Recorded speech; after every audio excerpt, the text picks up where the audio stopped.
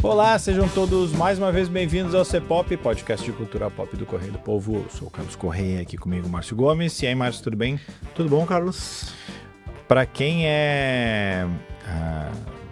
fugiu o termo mania de doença hipocondríaco, como foi pra mim, foi até relativamente boa passar pela segunda temporada de The Pitt, que é o nosso assunto hoje, porque ali são doenças tão absurdas que aquelas ali geralmente eu não cogito ter, ao contrário de outras todas. Enfim, hoje a gente vai falar da segunda temporada de The Pitt, que acabou essa semana. O último episódio foi ao ar ontem, no dia 16. Foi um longo turno, né? O pessoal do hospital mais famoso de Pittsburgh.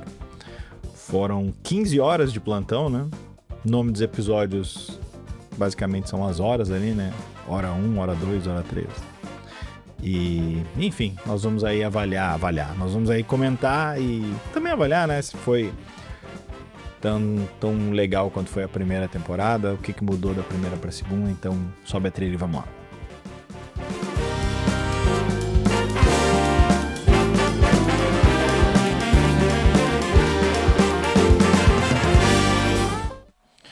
Buenas, bora então. Como eu disse, segunda temporada de The Pitt, uma série que nessa segunda temporada vem cercada de muito mais expectativa, porque no primeiro ano ainda era uma novidade, né? O grande chamariz era uma série de hospital com o Noah Wyle, que era um cara que vinha do plantão médico e tudo mais.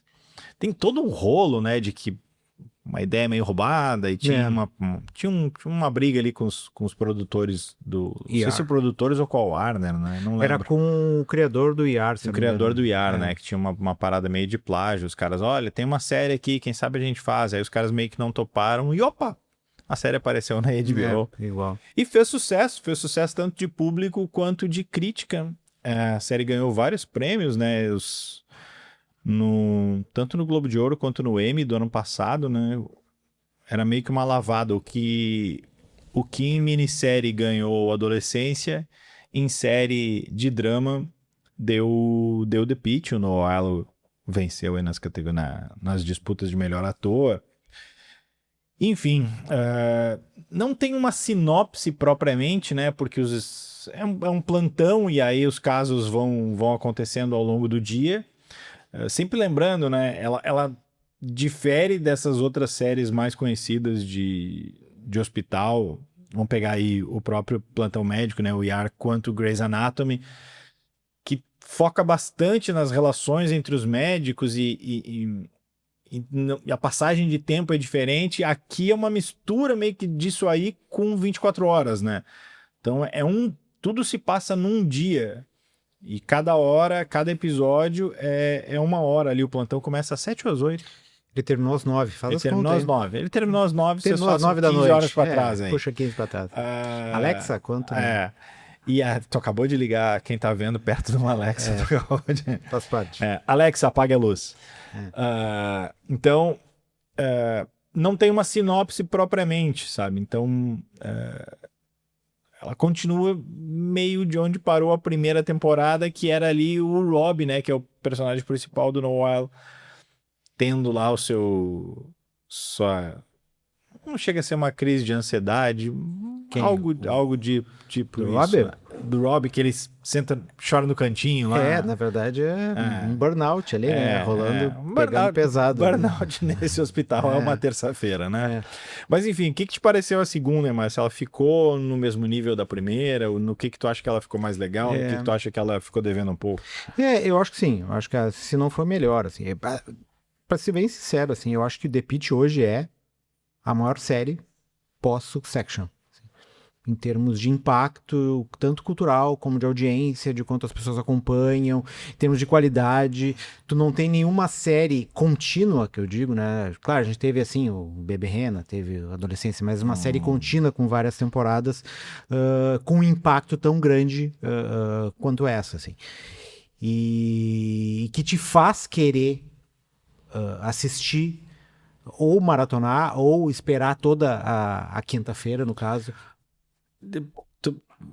Tu não vai concordar, eu sei. Não. Eu vou pegar eu outras, entendo o que assim... tá falando, mas assim, tipo... teve, por exemplo, só pra comparar com alguma coisa, mas eu acho que é outra vibe.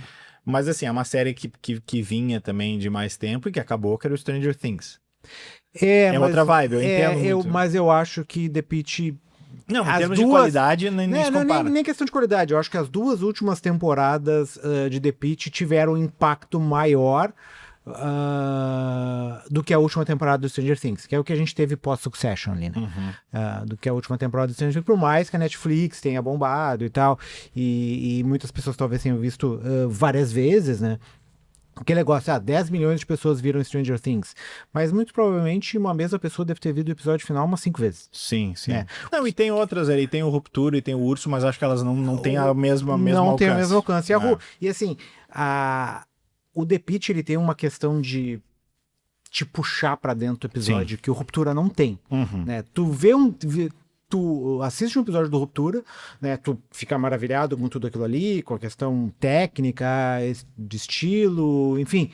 Mas é uma coisa, eu preciso ver o próximo episódio. Não. The Pitt não. E não é uma série pra todo mundo. E assim, o The Pitt ontem, tu tinha comentado, que sabe a gente vê hoje e grava o episódio nessa sexta, assim. Eu tava meio cansado, não sei se vejo agora, eu vejo amanhã de manhã antes de vir pro trabalho. Vou botar o episódio. E tipo, eu tava caindo de sono. E no meio do episódio eu tava ligado. E é engraçado que tu tava caindo de sono e a galera já tava meio caindo já de sono, tava, fim de começa plantão, o episódio assim. E daí no meio do episódio eu vi, tipo, eu já tava ligado, e depois quando eu fui dormir eu já não conseguia mais pegar no sono como eu tava pegando no sono antes. Demorei um pouco até, porque tu fica imerso naquele universo.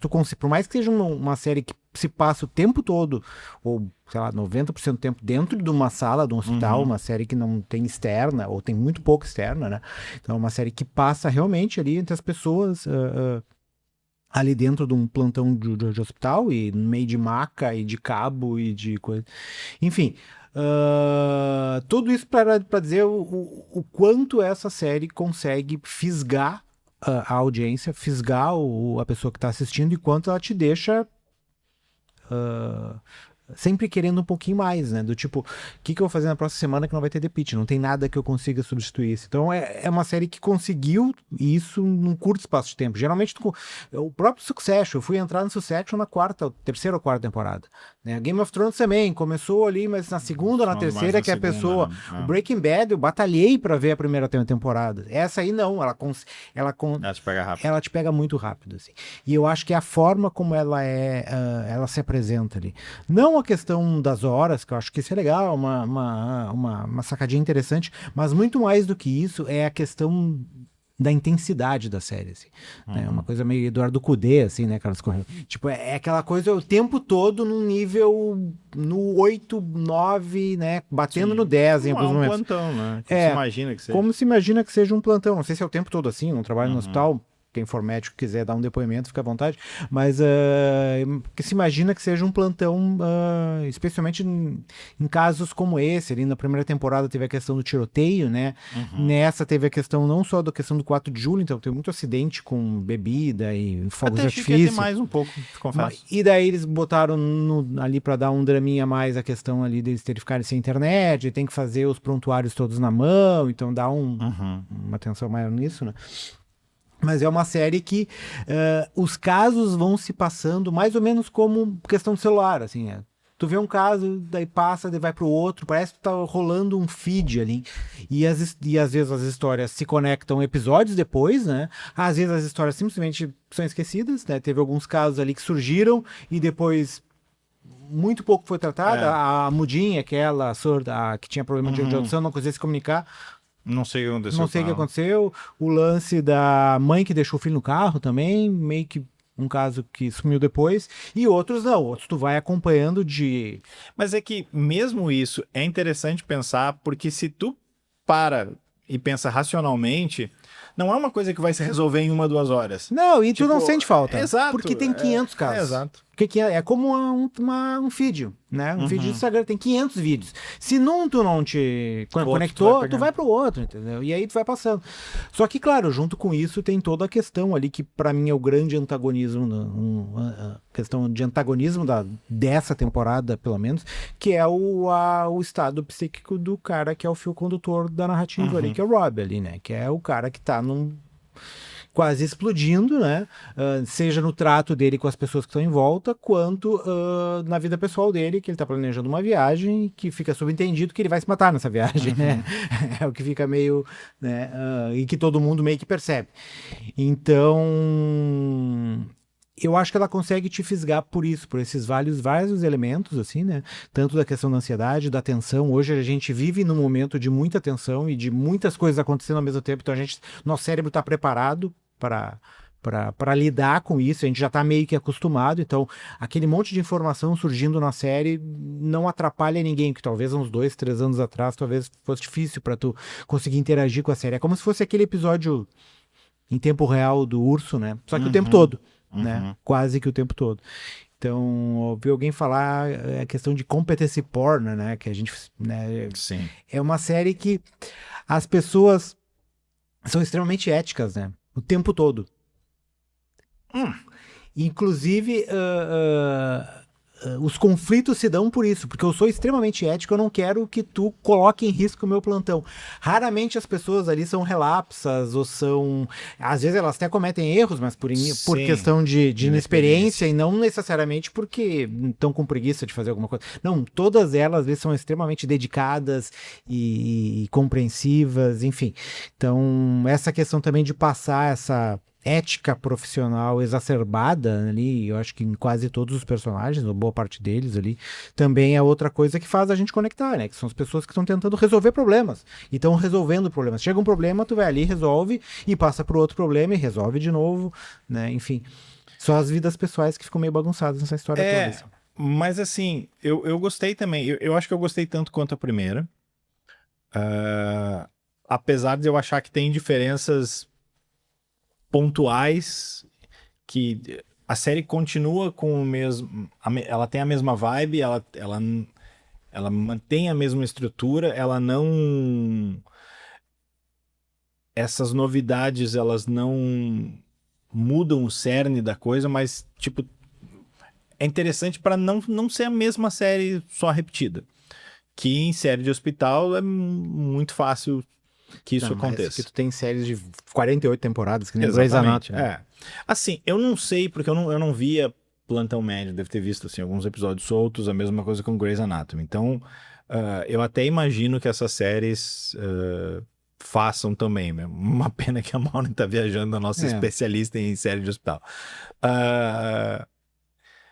Eu acho bacana que nessa segunda temporada eles vão meio que no limite até onde uma série dessas, com essa abrangência que tem, pode ser crítica dentro de um grande estúdio.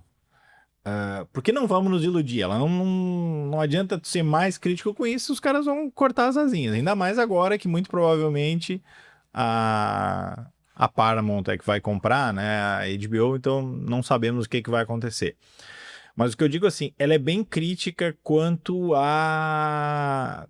Eu não estou dizendo só o atual governo americano, mas com uma situação no geral, assim. O sistema de saúde como um todo lá. Isso. Né? Tem uma crítica bem pontual a esse governo, que é aquele episódio do Ice, né? Que os caras entram lá e... A gente vai dando isso... É porque, assim, é difícil falar em termos de spoiler nessa temporada, porque as coisas vão acontecendo. A gente até pode deixar pro final, assim, ó... a questão da doutora Hashimi ali, ou... Mas enfim, acho que aqui a gente não vai dar um aviso de spoiler, porque eu acho que não tem um grande spoiler nessa temporada, mas assim, tem pequenos spoilers ao longo desse programa, então, só pra avisar, fazer o nosso disclaimer. Mas então assim, aquele episódio do Ice tem aquela parada ali de não só eles levarem o enfermeiro meio por nada, mas também não é por nada, porque daí uma hora alguém diz assim, ele se colocou na frente da paciente e alguém pega do lado e diz assim, não foi só isso também, né? Tipo, dá a entender que o cara encarou de fato os soldados. A questão do Medicare, né, que para eles é...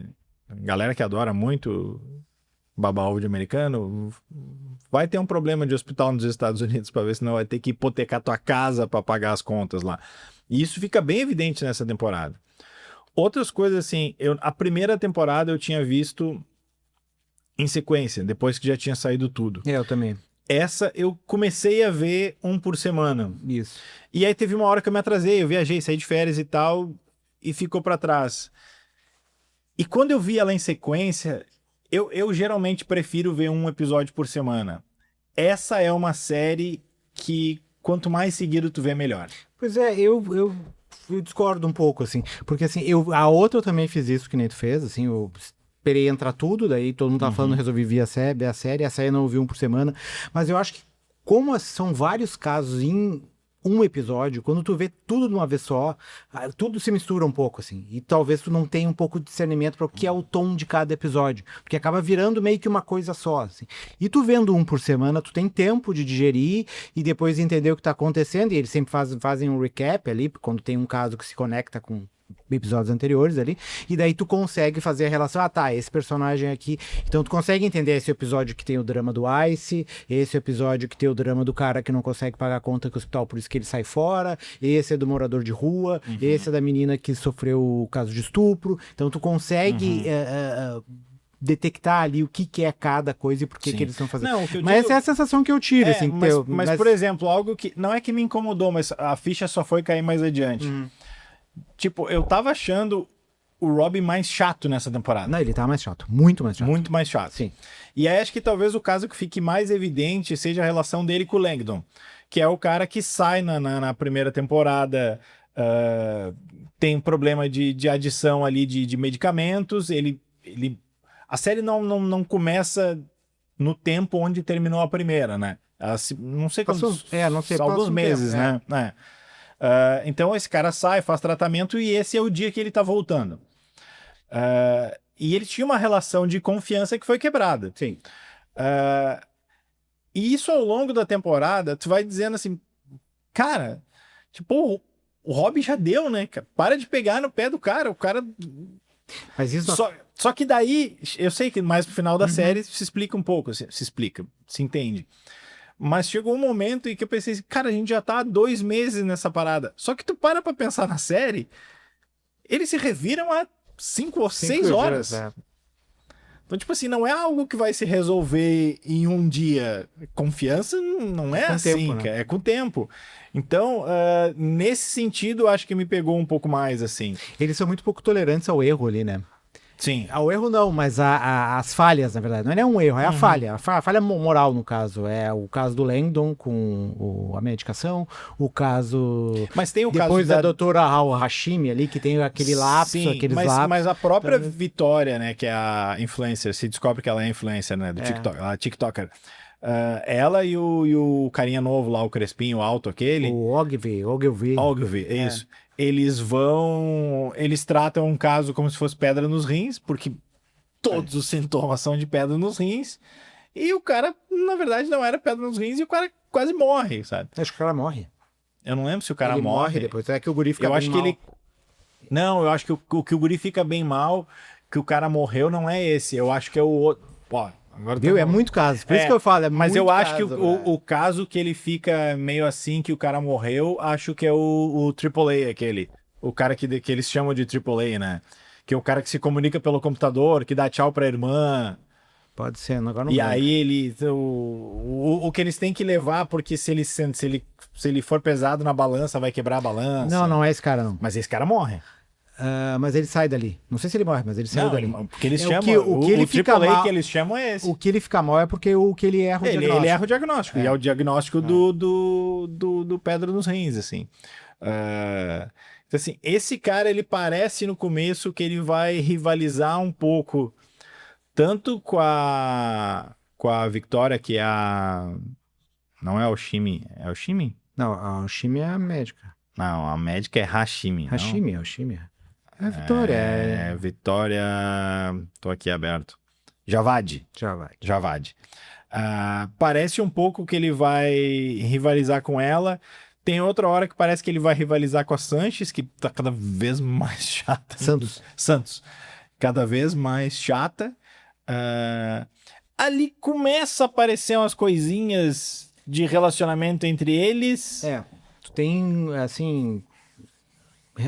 lances, né? Lances, uns brilhos de alguma coisa que tu começa a identificar da relação do Whittaker, que é o guri do interior ali, que começa vai cuidar de uma mulher de um paciente dele que morreu numa fazenda. Aparentemente tá cuidando muito, né? Não, aparentemente tá tendo um relacionamento com ela, mas, tipo, conheceu, mas meio que por sentimento de culpa, porque o paciente dele morreu, daí ele vai ajudar, e daí ele continua com essa questão de querer ajudar, tanto é que ele vai pagar uma corrida de Uber para uma outra paciente, daí a paciente briga com o cara, é uma racista, enfim.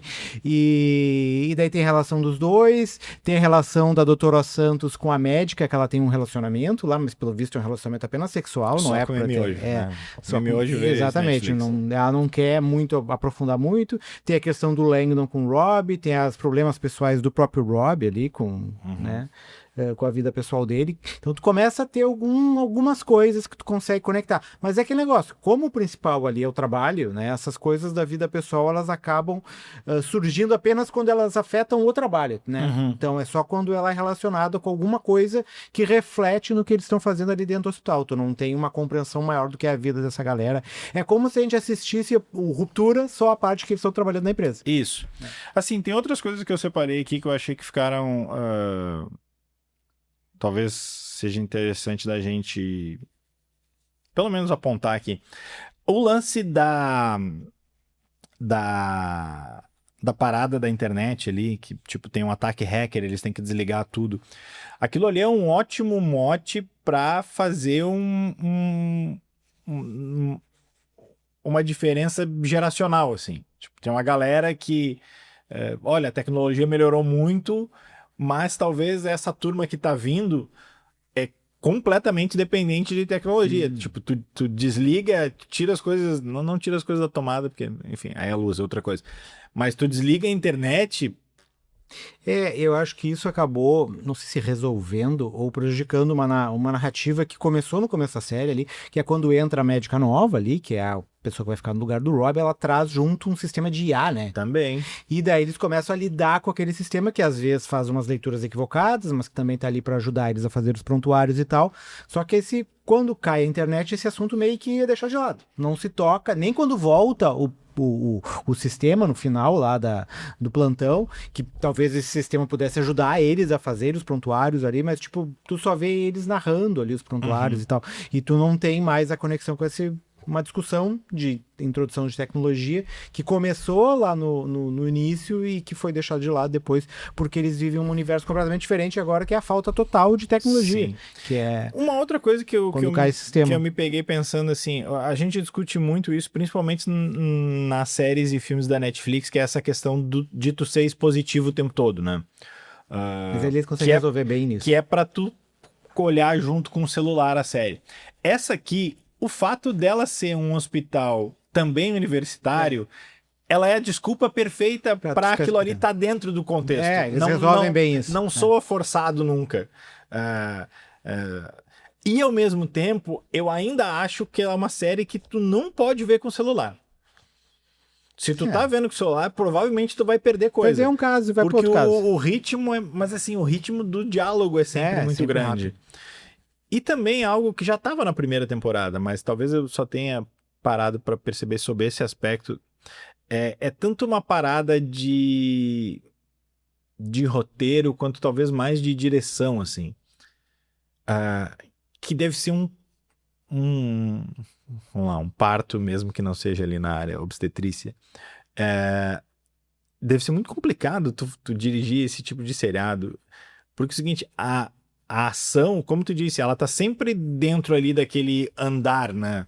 Tem que ser muito bem orquestrado. Mesmo. Exato, porque assim, os protagonistas estão em primeiro plano, mas toda a volta tá acontecendo. Tem uma galera... Tipo, nunca para. E isso é praticamente em todas as cenas. Porque as salas ali, mesmo as salas onde acontecem, sei lá, a cirurgia ou aqueles primeiros pronto atendimento ali das desgraças, não é uma sala fechada. Então, a visão estoura para dentro do andar ali em si. Então, assim, é o tempo todo. E é muito crível, né? E é muito engraçado, né? Que essa é uma série que... Aquelas séries de... Não que ela seja do mesmo estilo, mas é aquelas que te fazem bem sentar e assistir, assim. Bem no sentido de que é uma série conforto, né? Só que é uma série conforto sobre uma tensão total o tempo inteiro. Então, como hoje a gente consegue relaxar, né? Tem algum momento de estranhamento por causa da questão dos machucados ali, né? Tu vê alguém extremamente ferido, como acaba, né? É uma série que tu faz o tempo todo. Mas é por causa das lesões. Mas a série em si, tu consegue sentar e assistir ela de uma forma relativamente tranquila. Mas é uma série que é o tempo todo na tensão. Como a gente precisa da tensão hoje, porque a gente vive num mundo extremamente agilizado e rápido, né? E só uma série como essa consegue te fazer relaxar em algum momento. Assim. Fora isso, tem a questão dos personagens propriamente ditos e como eles são construídos e como tu consegue identificar, e como a gente tava aqui, como o Robbie tá chato nessa, como o Langdon tá pidão nessa outra, mas tu consegue identificar cada personagem pelas suas características, mesmo sendo dentro só do ambiente de trabalho. Ao mesmo tempo, eu acho que mudou um pouco, não digo a dinâmica, mas assim, tinha gente que eu achava mais legal na primeira. Eles vão mudando o tom. E acho que, por exemplo, tanto a Javad, eu acho que perdeu um pouco de espaço, perdeu um pouco de relevância, talvez. Eu acho que a Mel só foi ganhar um pouco mais de relevância a partir da história da irmã dela, porque aquela história dela, depoimento, tipo, meio que, eu entendo, é uma trama, mas tirou espaço dela. Eu acho que o Whittaker manteve o seu espaço maior ali, o Langdon manteve. O Robbie, para além dele ser chato o tempo todo, às vezes eu ficava pensando assim, se um dia eu for para um hospital, eu vou querer um cara desses me atendendo, porque ele não para 2 minutos em lugar nenhum. Ele vai atender em todos os casos, dá 2 minutos e alguém diz assim, Dr. Robbie, estão esperando você, não sei o quê. Aí ele olha assim de canto, tu faz isso aí aqui. Aí ele vai lá, não, nesse caso tu faz isso aí. Ele tá ali pra gerir, né? Como é o cara que tem o conhecimento, ele tá fazendo a gestão da equipe, né? Ele vai ali dar um toque. Às vezes ele entra e bota a mão na massa quando é um caso extremamente grave, né? Mas a questão dele é mais, eu acho que a conversa dele com o Langdon no final do episódio ali, meio que é não digo a questão que vai acordar ele, mas que talvez dê o tom para a próxima temporada, é o quanto não digo pernicioso, assim, mas o quanto ele atrapalha na função de como ele lida com o hospital, de como ele tá lidando com tudo aquilo, né? Como ele exige um nível de não digo de perfeição, né, mas de competência que nem ele consegue atender. E ao mesmo tempo ele se acha imprescindível, né? E ele tem essa parada do como é que eu vou sair daqui. Cara, se tu sair vai continuar funcionando. É tipo aquele meme do Trump em que ele é o Jesus ali, tu troca pelo Robbie ali, curando. Não era Jesus, era um doutor. Era um doutor. Tu troca pelo Robbie, é aquela coisa de, aquela coisa meio, eu sou o Deus aqui dentro, eu sou o cara que se eu sair daqui esse troço sucumbe. Eu acho que a grande cena que explica toda essa vibe dele nessa segunda temporada é mais a dele com o motoqueiro lá. Quando ele diz que eu gosto de estar aqui, o cara diz, não quero mais estar aqui. Mas aqui nesse hospital também entendo. Diz, não tô falando no hospital. E aí tu vê que, para além do burnout, não sei se esse cara tá com um processo de depressão. Não, certamente. Né? O cara tá pensando em se matar, né? Porque o outro cara chega e diz assim, sabe como é que o que é o vilão lá do outro filme que a gente viu, o Casamento Sangrento 2? O médico militar. O médico militar. Porque o cara também, né? Alguém diz e é verdade. Quem é tu pra falar de correr risco? Teu passatempo é entrar na linha de tiro. E o cara lá pelas tantas dias. Tu acha que eu também já não pensei nisso? Sabe? Dá teus jeitos, né? E aí é um pouco a questão que eu falo com essa coisa dessa... essa pouca tolerância que eles têm em relação às falhas, assim. Porque é uma galera que tá o tempo todo no limite do limite, assim. Então é normal. Não pode errar que tá lidando com a vida. É normal que tu sucumba, como o Langdon sucumbiu para uma automedicação, ou que nem a doutora Al-Hashimi ali, que quer continuar trabalhando ali mesmo, tendo os problemas de lápsio, ou a própria Dana, quando dá um soco num cara ali para salvar a outra menina.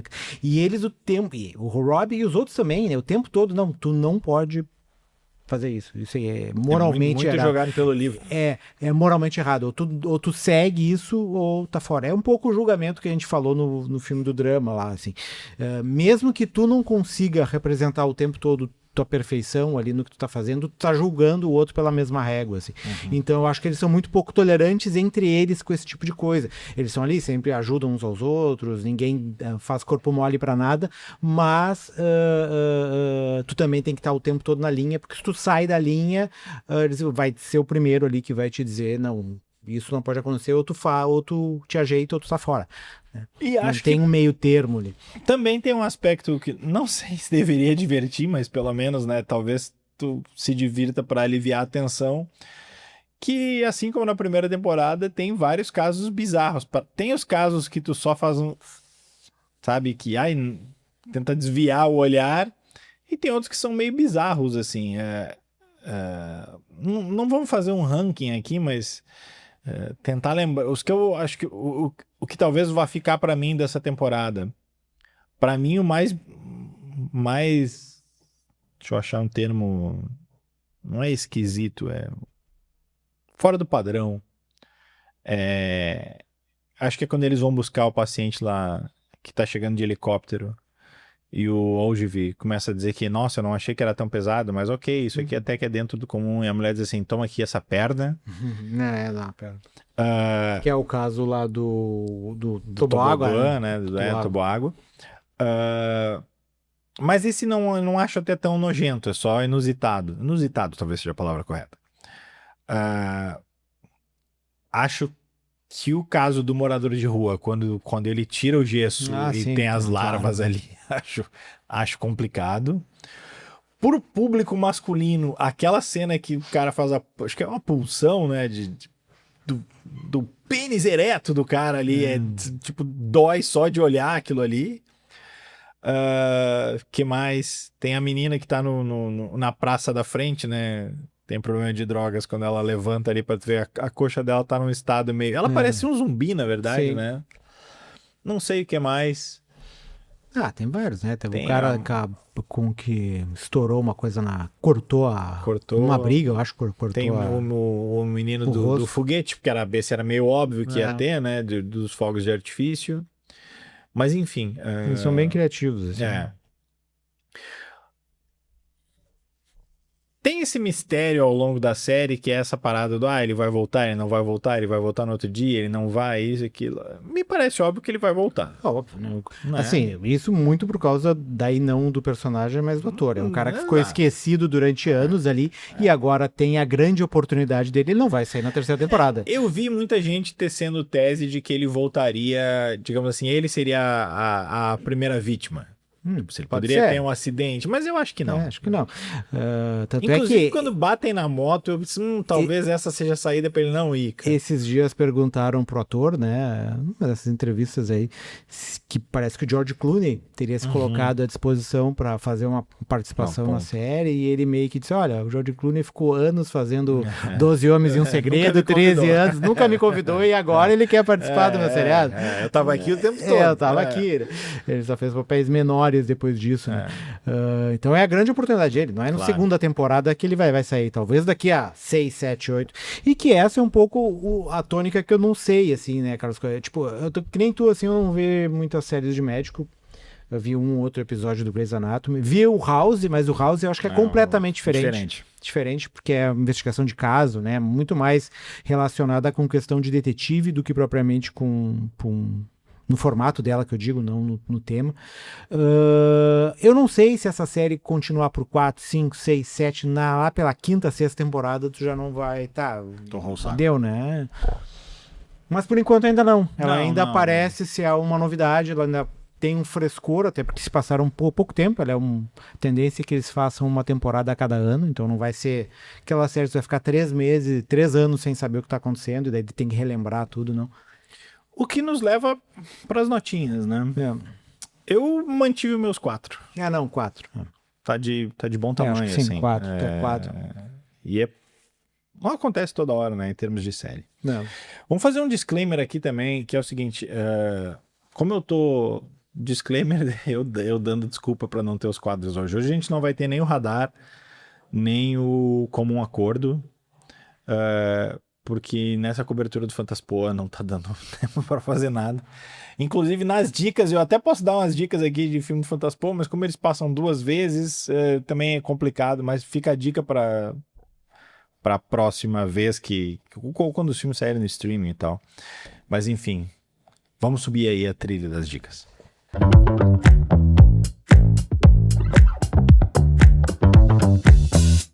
Tá mais contigo hoje, Marcos. Tá bem?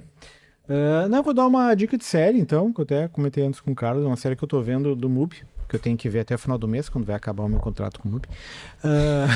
Aí tu espera um pouquinho. E daí me dá mais uma promoção. Eu não sabia, teve uma polêmica comigo, com o MUBI, que o cara teve um investimento com algum negócio relacionado a Israel, daí teve um protesto da galera que assina o MUBI, porque são favoráveis à Palestina, e eles perderam cerca de 200 mil usuários. Enfim, não sabia. É uma polêmica eu sei que apareceu o para mim agora. Rajab não tá lá, tá? Mas eu não sabia disso, é uma polêmica que apareceu para mim agora. Mas enfim, a série não tem nada a ver com isso, o nome da série se chama Anos Novos, é uma série espanhola, se eu não me engano de 2023 ou 2024, que é um tema meio, não que seja igual, mas a tônica é meio parecido com aquela trilogia Antes do Amanhecer, aquelas com Ethan Hawke. A trilogia do Antes. Porque o tópico são 10 episódios, cada episódio se passa num ano novo. Começa em 2015 e vai até, acho que 2024. E é sobre a história de um casal que se conhece, e daí, um ano depois, no outro episódio, tu encontra ele e vê como é que tá a relação deles, né? Começa com eles se conhecendo, depois no outro ano eles estão separados com outros namorados, depois no terceiro eles estão juntos de novo, e é aquelas histórias de relacionamento. Tem um episódio que é só um jantar de ano novo, com ele e os parentes ali, e daí tu começa a ver as relações entre ele e os parentes, começa uma briga, não é tão intenso como aquele episódio do urso, né, mas o tópico é mais ou menos esse. Tem um outro episódio que eles vão passar o ano novo na Alemanha, e daí eles indo numa rave, daí o tempo todo dentro de uma rave ali, os caras enlouquecendo. E o próximo episódio, que eu não vi ainda, eu vi apenas 5, são 10, o sexto, se eu não me engano, é da Covid. E como o cara é médico, vai ser um episódio em que ele tá preso no hospital e tal. Então é bem interessante, assim, para a questão das relações entre eles, assim, o formato como eles usaram para abordar a série. E os diálogos são bem legais, assim. Não é uma série engraçada, propriamente dito, mas é uma série dramática bem interessante, assim. Não é uma série chata, nem cansativa, ela é bem... Mesmo os episódios que são em um lugar só, eles acabam sendo bem dinâmicos, assim, tu consegue acompanhar sem se desligar muito. Anos Novos, 10 episódios, que tá no MUBI. Tá. Bom, eu vou dar na MUBI, nunca sei. Na MUBI, Eu vou dar umas dicas Fantaspoa, mas assim, primeiro acho que uma que é bem acessível, porque vai até o final da semana que vem, que no Darkflix já tá disponível a etapa online, né? Então são mais de 70 filmes, mais de 70 curtas-metragens que estão disponíveis. Eu vou falar de 2. Um é um projeto bem ousado. Tem vídeo aí no feed do Correio, eu falei com os caras, um é o diretor daqui, o Nicolas, e o outro acho que é carioca, o Tuxu. É um projeto que os caras chama Favela Amarela, tá? Antes de mais nada. E é um curta-metragem de horror cósmico numa favela. Só que, na verdade, isso é parte de um grande projeto que eles estão tentando viabilizar. Então é uma parada meio... Vamos ver, vai ser um trava-língua aqui. Lovecraftiana. Eles levam essa vibe para uma favela do Rio, então, tipo, tem uma parada de seita, é bem interessante. O que eles querem fazer, na verdade, é um projeto maior, assim, junto, vai lançar muito provavelmente uma HQ. Eles já têm pronto um longa-metragem, tem pronto um projeto de longa-metragem sobre isso, até porque hoje em dia infelizmente tem essa coisa de que os serviços de streaming, não as produtoras, quem compra, quem banca, dificilmente investe numa IP original, em algo novo. Então o que o pessoal anda fazendo? Tu larga um negócio menor para mostrar a viabilidade daquilo, e se aquilo ali tiver uma aceitação, um engajamento, e no caso esse, o Favela Amarela, tem muito engajamento. Um dos atores é o Richard Abelha, que é o cara de faz novela da Globo, o outro é Saim, isso, é o filho do D2. Então, assim, eles botaram gente grande na parada.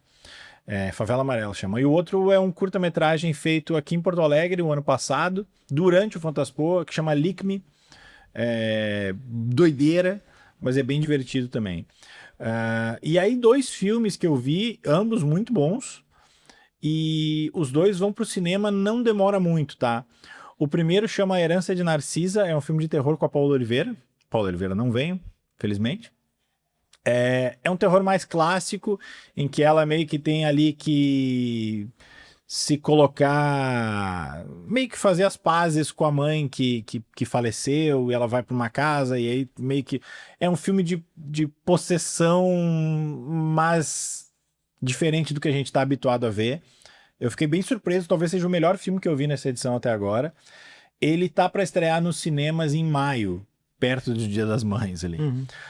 E o outro chama Virtuosas, é um filme meio que critica essa parada. Assim como tem os legendários dos homens, tem as virtuosas das mulheres. Então é um filme bem crítico quanto a isso. Também tem uma atriz daqui, que é a Maria Galã, mas o elenco ali é liderado pela Bruna Linsenmayer. Esse filme ele deve estrear em agosto, e ele vai para Netflix. Esse é um filme que provavelmente a gente vai voltar a falar, não sei se a gente vai necessariamente fazer um programa, mas ele tem muito potencial para gerar discussão e para bombar. Não vou ficar surpreso se esse filme ficar ali no top 10 da Netflix quando estrear por um bom tempo. Então é isso. Voltamos na semana que vem com nosso amigo não vou saber fazer o agudo do Michael Jackson, né? Semana que vem a gente fala do filme do Michael Jackson, e tinha mais outra coisa pra semana que vem que talvez a gente falasse também, não lembro o que é. Mas enfim, garantido mesmo, semana que vem é um episódio sobre Michael, certo? A gente vai ficando por aqui. A edição desse programa é do nosso amigo... Oi?